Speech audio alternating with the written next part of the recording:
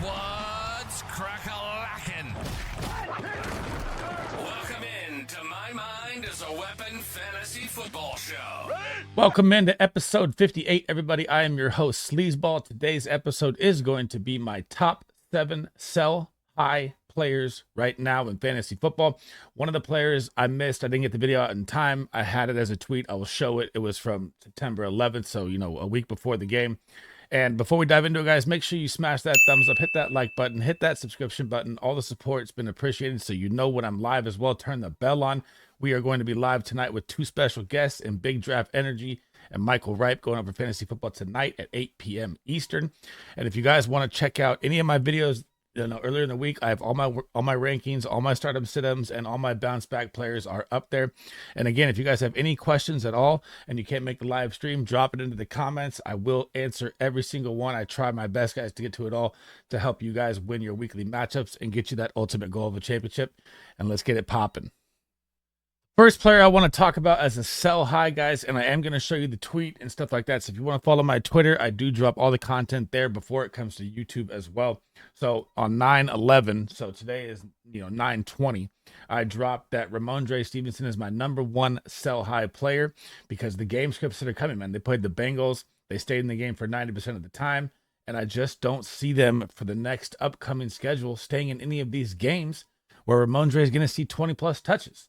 You get the Jets right there. So I had it, you can see the tweet. I had the Jets, right? So they hadn't played yet. Jets just absolutely demolished them. They get the 49ers defense. That can demolish them. Even the Miami Dolphins, now that Tua is out. So if Tua was in there, it'd be even worse. But the Miami Dolphins run D is very good. Houston Texans, top 3 run D. Jacksonville has been great versus the run. And they get the Jets again. The volume for Ramondre Stevenson is just not going to be here this year. And I tried to tell you guys after 2 weeks to get rid of him, but he's still playing 75% of the snap shares. He was running back 9. This is all before, last night's 0.3 game, 46 attempts, 201 yards, 5 receptions, 15 yards, 2 touchdowns. Now, another thing I was talking about before the season in this offense is, oh my God, Jacoby Brissett looks absolutely terrible. I can't believe they're just not putting Drake May out there, but we'll get to that at a different time.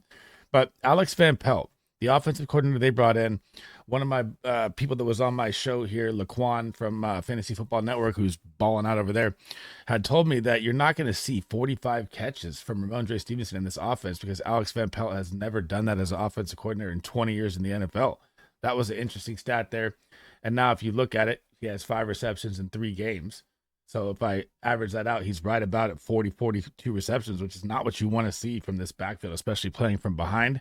And if I can get out from Ramondre Stevenson right now, I will show you in my next video players that are my buy lows. So use that for information, but I would try and get DeAndre Swift right now instead of Ramondre Stevenson with the upcoming schedule for the Bears. My number 2 sell high player is going to be a crazy one that people are going to be like, why? They played Denver this week. So Rashad White, he's still playing 70% of the snaps right now, still has a big enough name to sell him. RB 32 on the year, but look at this, 25 attempts, 50 yards. He's back to his 2.0 yards per carry average, just like last year, where he thrives in the pass game with 7 catches for 80 yards. But half the battle of fantasy football is looking ahead, knowing the schedule, and see how it's going to go, just like with Ramondre Stevenson, my guy before. Look at Rashad White's upcoming schedule, guys. Now, this week versus Denver, he has a little growing issue, so if he's out there, he will be a decent start play this week. Of course, Denver gets ran on by everybody. But here we go. You get 7 games against top run defenses. You get Philly, at Atlanta, at the Saints. Baltimore has only allowed 99 yards rushing on the season. Then at Atlanta again. Then at KC. Then SF. San Francisco 49ers run D is nasty. Are you really going to feel comfortable starting Rashad White here from week 4 to week 10, guys? This is a lot of fantasy production right here that I'm trying to avoid if I own Rashad White. And you're seeing Bucky Irving cut in more to the work share here. So I know he got hurt last week, right? So, he's growing. He missed a little bit of the game, so Bucky got some more carries. He got like 7 carries at the end of the game. But if I'm looking at snap share, it's going up 30%, 35%. Bucky's going to get more involved, and he looks better in the run game. And I'm trying to get out now from Rashad White with the upcoming schedule. My number 3 player to sell high right now, if you drafted and took the shot on J.K. Dobbins, man, did it pay off in the first 2 weeks. He is running back 5 overall in the season, 27 attempts, lead the NFL in rushing yards with 266, seeing 4 receptions for 4 yards, still has 2 touchdowns on the season. Now, what you have to look at here of why, you also have the injury factor, right? Which is absolutely crazy for him. His entire career has been hampered by injuries, and every time you put him out there, you're scared as an owner. Every single person in fantasy football knows this, and if you don't, I seriously got to, check with you on that one. But when you're getting 52% of the snaps, it's still not the production you're looking for, because even if you look at Gus still had 18 carries last week. So it's very touchdown dependent with Dobbins. I know he exploded week 1 with that long, up the middle run for like 60 yards or whatever it was. But I don't like the split work back volume. And right now, if I can cash out on his price that is through the roof, they get the Pittsburgh Steelers and the Kansas City Chiefs next. These are going to be ugly, ugly games for them. The Pittsburgh run D is absolutely nuts. They haven't allowed a touchdown rushing on the season through 2 games yet. And then you're going to get Kansas City where they're playing from behind more. And the carries that Jim Harbaugh is trying to run out, on the season of let's pound the run every single game is not going to work when you're playing from behind. And then they get Denver week 6. So you're going to get another smash start there. But then it gets ugly, guys. It goes Arizona, Saints, Cleveland, Tennessee, Cincy, Baltimore, Atlanta, Kansas City, Tampa Bay. Those all look like playoff teams. Those are all good defenses. And I want to get out from the amazing value that you have for J.K. Dobbins right now. And if you want an example that I used in a very competitive high-end league with J.K. Dobbins, I sent J.K. Dobbins and Trevor Lawrence for Lamar Jackson. That was one of the moves I made because he needed running back help because other people have injuries. That's another thing you have to look at as well in fantasy football is what the other teams need for your trade to be successful. And I'm trying to get rid of J.K. Dobbins as much as I can right now. My number 4 sell-high player, sticking with the running backs, is Devin Singletary. And the show has been his in New York, man. He's getting 75% of the snap share, which is very good for a running back. He still ranks right around the top 25. 26 attempts, 132 yards, 5 receptions, 15 yards, and a touchdown. Now, last week, he was a smash start for me versus Washington because it's the Commanders, right? And if anybody, this is where you pick apart your fantasy league that doesn't know. Anybody that plays the Commander is going to blow up, right? Their defense is one of the worst in the league. Now they're going to get Cleveland this week. You don't even want to start him this week. So if you can package him in any way in a deal to tier up at running back, or I would even say go for a DeAndre Swift, but I'll get to that later in my, buy low video that's next. I don't like anything coming for the Giants. This is probably Danny Dimes' last start before the DeVito Boo Bears come out, and he's going to get throttled here, man. Then they go Dallas. Then they go at the 12th man. Then they go Cincy. Then they go Philly, and they go Pitt.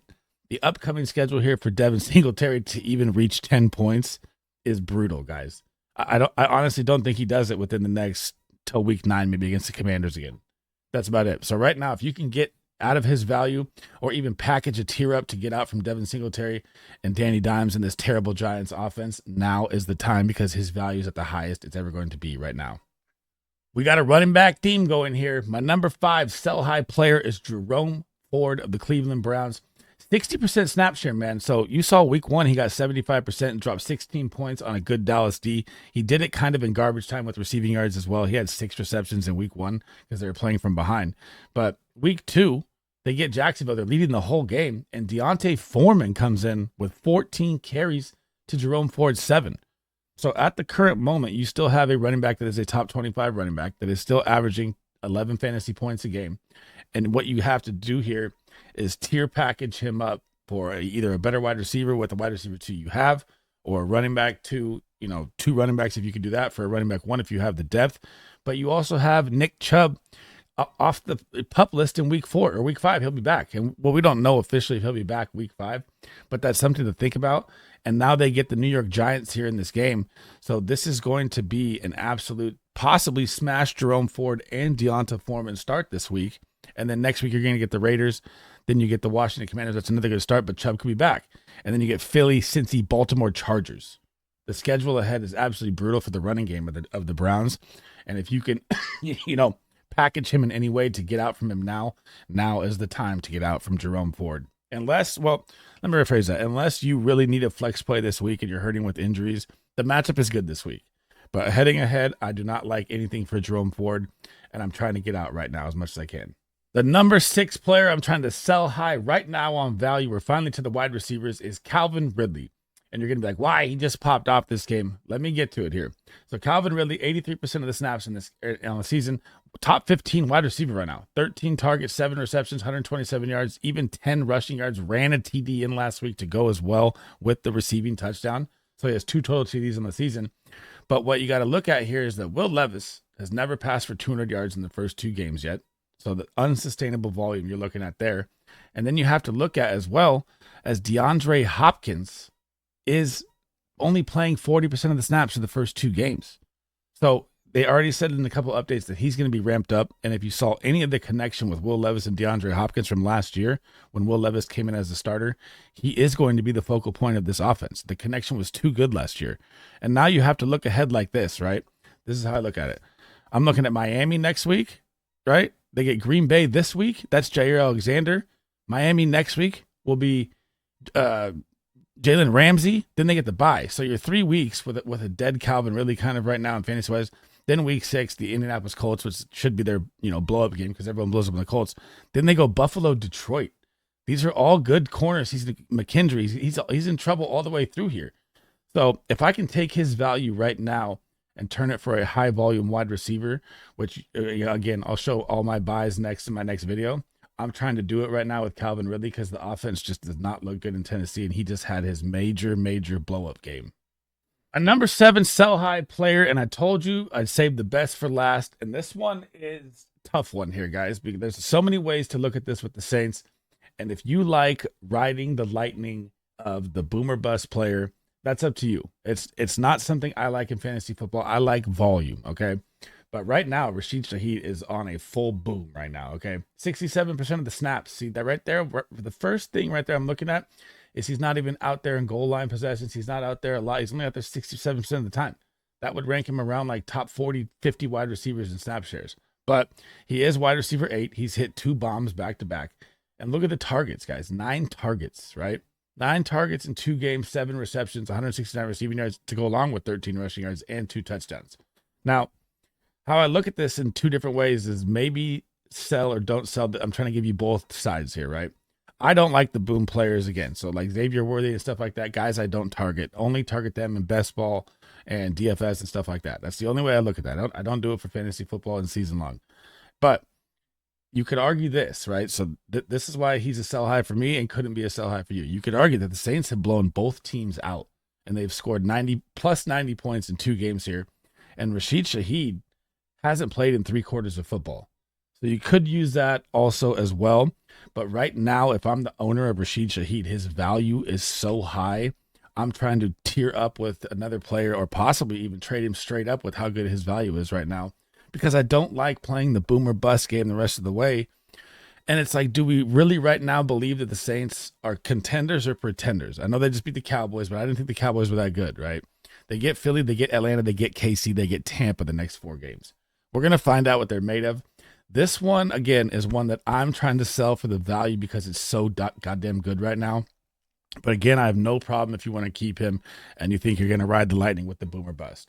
But I'm just trying to avoid it and get as much gold as I can out of him. That is it for episode 58, everybody. Thanks for rocking with me this morning. Before I drop what's going to happen tonight here, make sure you smash that like, smash that subscription, turn that bell on. And again, if you have any fantasy football comments and missed the live stream tonight, I will again have 2 special guests on there in Big Draft Energy and Michael Wright. We will be talking about fantasy football. They are absolute brilliant minds. Drop the comments in there if you can't make it. I'll try to answer every single one of them. And make sure you tune in to my next video dropping next will be my buy low players that you should be targeting. And these are the things you have to think about in fantasy football ahead of time to win, guys. That's it for me, guys. SleezBall out.